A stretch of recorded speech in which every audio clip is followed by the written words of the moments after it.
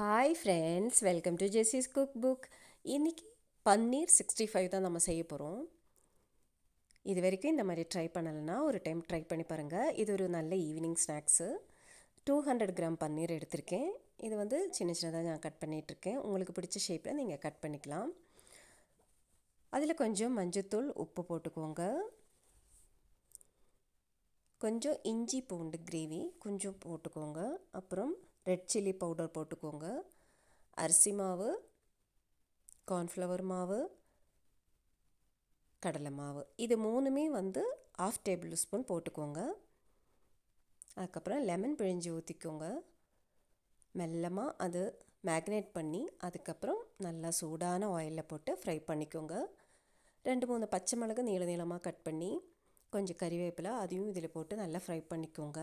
நல்லா வாசனையாக இருக்கும். நல்லா கொஞ்சம் மேலே கிறிஸ்பியாகவும் உள்ளே சாஃப்டாகவும் இருக்கும். அந்த மாதிரி நல்லா ஃப்ரை பண்ணிக்கோங்க.